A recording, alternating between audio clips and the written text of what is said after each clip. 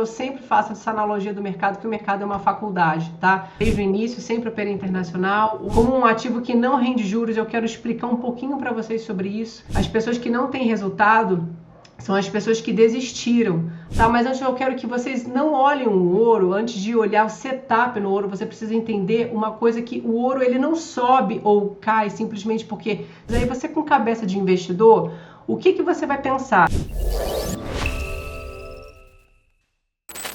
Então, bom, né? 7 anos aí você já falou, já estou no mercado. Pouco tempo, gente. 7 anos não é nada, tá? Sinceramente, não é nada. Tem gente que fala que tá 2 anos no mercado aí, eu não tenho resultado. 2 anos ainda é um bebê no mercado. Pensa que 2 anos seria o seu quarto período da faculdade. No quarto período da faculdade, quem já fez faculdade aqui sabe que a gente não sabe bosta nenhuma no quarto período, a gente está lá iniciando. Então eu sempre faço essa analogia do mercado, que o mercado é uma faculdade, tá? Com direito a um MBA, meus senhores. Pois é, eu já estou nessa fase do MBA.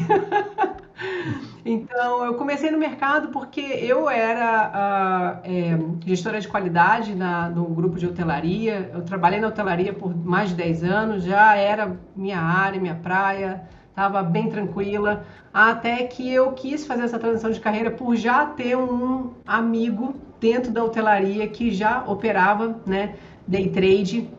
E ele estava em paralelo com a carreira, até que em um momento, com muito planejamento, não foi na loucura, né? Ele fez essa transição e foi me mostrando passo a passo disso, tá? E aí, quando eu fui fazendo minha transição para o mercado, também não foi diferente, foi uma faculdade, e eu decidi, eu venho do mercado internacional, já foi desde o início, sempre operei internacional, o ouro, as paridades que eu mais operava era JPY, USD-JPY e Libra dólar, mas até o ponto de que eu quis me especializar mais no ouro. Então 90% do tempo eu opero ouro. Gosto de operar ouro, já tomei muita lapada do ouro, porque além da leitura de contexto, que é algo que eu amo fazer, é leitura de contexto, eu tenho masterclass sobre isso, ensino isso no meu curso, porque a gente não pode pensar só no contexto do gráfico quando a gente opera ouro, a gente tem que pensar no contexto do ouro como geopolítica, como um ativo de proteção, como um ativo que não rende juros. Eu quero explicar um pouquinho para vocês sobre isso, mas antes de mais, gente, quem está nessa jornada, permaneça. A jornada paga sim, tá? As pessoas que não têm resultado são as pessoas que desistiram, assim como qualquer faculdade. Se você fizer uma faculdade de direito hoje, você não quiser exercer sua profissão, você é um desistente. Você não pode dizer que a carreira não deu certo. A carreira dá certo para quem insiste. Então, na vida, tudo tem que ser assim. A gente tem que persistir até fazer dar certo. Por isso que realmente são poucas as pessoas que dão certo. Mas se você for ver, dentre profissões reconhecidas pelo MEC, poucas são estatisticamente aquelas pessoas que são bem-sucedidas em cada uma dessas profissões. Eu tenho lá na minha sala, já passou pela minha sala, médicos que estão desistindo de ser médico porque querem fazer uma transição de carreira. Então tem de tudo lá no meu clube. Eu chamo de clube de trade, porque aquilo é um clube mesmo, né? Ficou uma coisa de... É o divã do trader, a galera se sente à vontade, a gente é o nosso espaço seguro que a gente criou, então eu não chamo de sala educacional, lá é muito mais do que uma sala, lá é um clube, a gente abraça a galera que chega lá com muito respeito na jornada de cada um, tá? Então, antes de mais, eu quero deixar isso bem claro, é só isso que você precisa na vida, tá? E antes de mais, eu quero abrir aqui, porque assim, as pessoas que operam ouro, querem operar ouro, vocês têm que entender uma coisa que é muito importante, tá? Eu tô com uma operação no ouro aberta aqui, depois eu vou mostrar para vocês, a gente vai falar sobre isso, tá? Mas antes eu quero que vocês não olhem o ouro, antes de olhar o setup no ouro, você precisa entender uma coisa, que o ouro ele não sobe ou cai simplesmente porque saiu uma notícia de guerra, tá? Vocês estão vendo aí, acompanhando, eu tô lá no meu canal, no Instagram, todo momento falando sobre os desfechos dessa guerra, né, uma política ali do Estreito de Hormuz, o que poderia acontecer no ouro, qual o viés. Falei aqui em umas lives anteriores que ele poderia chegar na casa dos 40 bola, dos 4 mil, né, a gente chama 4 mil a onça, e chegou, tá? Por que isso aconteceu? O mercado não tá vendo isso como uma guerra, o ouro reage ao que a notícia muda no mercado. Então ele olha para 4 pilares, pode pegar o papel e caneta e anotar, que vocês vão ver isso sempre no meu canal. dólar, juros americanos, inflação, então, pelo amor de Deus, inflação esperada agora é que aumente a inflação, tá?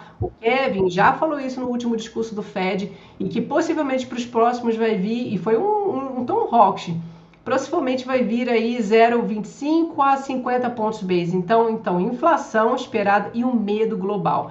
Esses 4 pilares, juros, inflação e medo global, vocês precisam ter aí anotado. E o dólar, logicamente, né? O dólar index a gente tem que estar sempre olhando. Então, se o dólar sobe, eu vou mostrar isso para vocês no TradingView, o ouro ele pode sentir o quê? Uma pressão, porque ele é cotado em dólar. E se os juros reais, os juros americanos, os treasuries, vocês conhecem? Se não conhecem, vocês vão conhecer hoje. O ouro também pode sofrer, porque ele não paga juros. Quem não sabe, ouro não paga juros. Aí você com cabeça de investidor, o que você vai pensar? Eu fico no ouro, que não paga juros, ou eu vou para um título americano que vai me remunerar?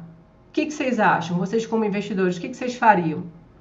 Com certeza vocês iriam para um título que vai remunerar. Aqui no Brasil a Selic não está lá no talo? Quantas pessoas não migraram para o Tesouro Selic e para tesouros e para títulos que rendam tanto quanto, não é? Então agora, quando o mercado ele sente um risco forte, crise geopolítica, ameaça em petróleo, então atenção no Oriente Médio e perda de confiança, aí sim o ouro pode ganhar força como proteção, tá? Então isso é muito importante porque assim, às vezes você quer fazer aquela compra porque o ouro caiu.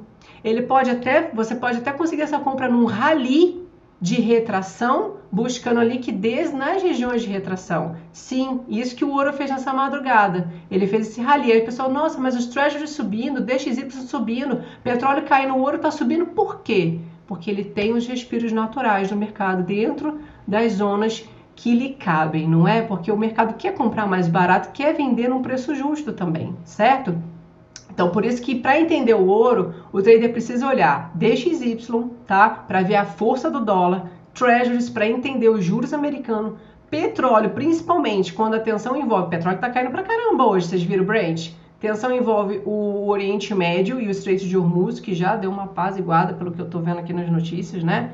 E o gráfico, gente, porque notícia explica o que? O contexto, mas quem dá a entrada é o precinho, né? Aí lá no gráfico, tendo todo esse apanhado, fazendo toda essa história que vocês vão olhar no gráfico de vocês e você, opa, tem uma barra elefante aqui no caminho e tem um poder de compra ou de venda, não é? Então o erro do trader iniciante, gente, é pensar que assim, deu guerra, vou comprar o ouro, tá? Eu amo comprar ouro. Eu sou uma trader otimista, porque eu opero ouro há 7 anos. E se você for ver o histórico do ouro, é só alta, alta, alta, alta, alta na maior parte do tempo. Em 2024 e 2025 eu fiz muito dinheiro no ouro comprando ouro. Topos, rompimentos, muitos rompimentos com BOP, né? Aquelas explosões que o mercado dá em estado comprimido. Coisa linda, meus alunos surfaram muito nessas compras também, porque o contexto era diferente, entende? Então, essa é a diferença de você entender geopolítica. Olha, a regra é simples, geopolítica te dá contexto, que é o que a gente está vendo, tá? O dólar e os juros te mostram a pressão de tudo isso e o gráfico vai te entregar o que? O timing das coisas. Porque sem isso, a gente não vai operar o ouro sem ver todo esse contexto. Por isso que eu decidi me especializar no ouro, porque você tem um ativo para olhar, frente a um cenário global. Se você tem um monte de ativos, sai operando que nem cego aí em tiroteio, tirando para todo lado, você não vai entender, porque quem opera GBP precisa entender de política na Europa. Quem opera dólar e ien, como eu, precisa entender de política do quê? Do Japão. Então são duas coisas que eu estou sempre visando. Ouro e o dólar ien, mas a dólar ien eu deixo mais para trade de swing mesmo, tá? Gente, então, vamos lá, olha só.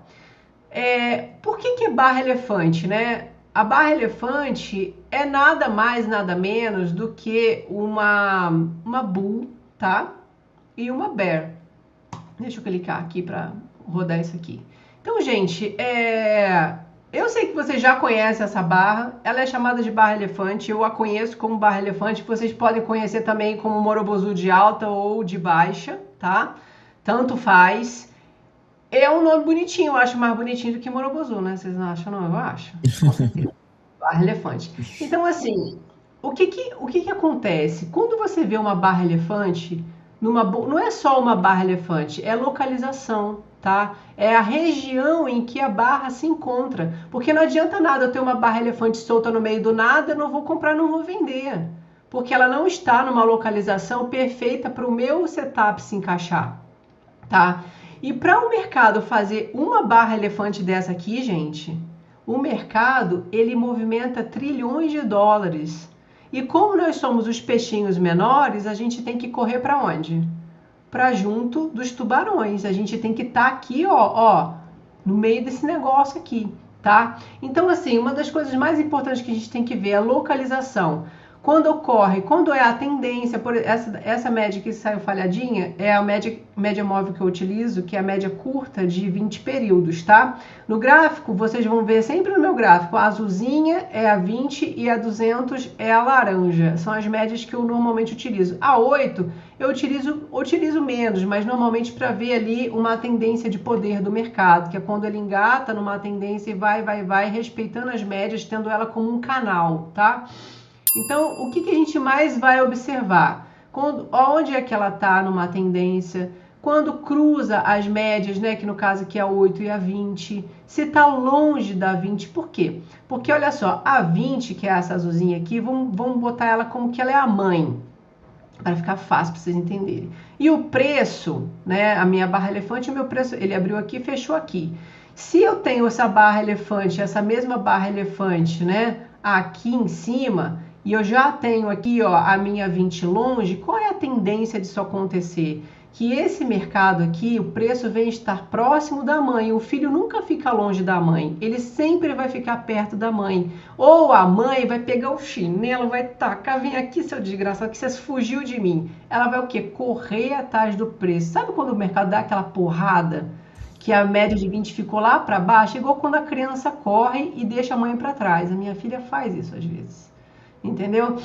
Eu tenho uma filha de 7 anos, eu conheço bem esse cenário. E aí o preço tá lá no alto. Aí eu fico, ô menina, entendeu? A 20 tá gritando pro preço, mas o preço não tá nem aí, ele cagou pra 20, né? E aí ele fica lá, passeando, lateral, né? E a 20 tá aqui. Então a gente utiliza ela também como um imã, porque quando esse mercado vira aqui e dá algum setup pra gente de venda, a gente vende na expansão do preço. Então a barra elefante, ela vai servir como um guia. Eu vou dar exemplo, vocês fiquem tranquilos, tá? Mas a gente vai sempre querer comprar ou vender em estados comprimidos, que é o quê? Média de 200, plana. A nossa 20 passando também por aqui. Tá aqui, deixa eu mostrar rapidinho para vocês. Olha aqui, tá pagando 700 dólares, né? A gente saiu, eu ainda fiz uma adição, tá? A gente saiu desse estado comprimido aqui, olha aqui no 15 minutos, o mercado entregando pra gente aqui o que, ó, falha em renovar as máximas, ele veio de um rally, tá, que não é um movimento, lembra que eu falei lá no início do ouro? Não é um movimento real de compra, é um movimento de respiro. O Pedro estava correndo muito, ele precisou respirar, senão ele não ia ganhar a maratona, entendeu? Então o que ele fez na madrugada? Ele respirou. Respirou aonde? Nas regiões de retração do movimento. Olha aqui o H1. Isso aqui é a minha conta da The Fibers. Deixa eu tirar meus post-its da sorte aqui. Olha aqui. Temos um respiro do mercado, tá? Não tem aqui, olha o tamanho dessa perna, mais de 8, a gente chama isso aqui de terceira lei, tá? Que é quando o mercado dá mais de 3 ou 5 barras sem respiro e ele vem capturar liquidez nas regiões de retração. Então aqui dentro, vamos pegar essa perna aqui, desse pivô de baixo até esse último range aqui, que foi lá no 41,20 mais ou menos. O mercado veio capturar liquidez, achou uma resistência dentro do que? Não precisa nem de Fibonacci para saber o que é metade do caminho, né? Dentro das regiões de metade do que dessa pernada toda. Pode ser que ele venha buscar, eu tô com um alvo aqui, tá? Pode ser que ele agarre e fique lateral? Pode, gente, mas o nosso dinheiro a gente já fez hoje, tá? Estamos protegidos com parciais no bolso. E aqui foi onde ele entregou um movimento pra gente de manhã. Nós fizemos 2 trades, tá? De venda aqui, né? Na verdade 3, um deu um stopinho. Fizemos 3 trades, ó. O primeiro trade, a mesma coisa, tá vendo as barras elefantes? Olha aqui, Bear 180, Bear 180, tô avisando que eu vou cair, ainda ficou meio de lado. Pegamos lucros nas regiões aqui da 200, tá? Depois começou a tentar subir, foi capturar liquidez nas regiões de topo do dia, foram vencidos pela força do que? Dos vendedores, topos menores. Eu falei assim, agora, gente, eu só vou entrar quando esse negócio realmente estiver abaixando a bolinha dele e vencer essa região aqui de suporte anterior, e a gente vai pegar o que? As nossas parciais nessas regiões aqui do 41,71. Falei com a turma, deixei o trade rolando, fiz uma adição, olhando 15 minutos aqui, porque eu quero fazer um trade mais longo nesse cenário aqui, tá? Olha aqui, o 15 minutos ficou muito mais claro que a gente tem mercado falhando nas regiões de máximas, topos menores, bears infinitas, botando esse preço para baixo. Aí, o que eu fui olhar?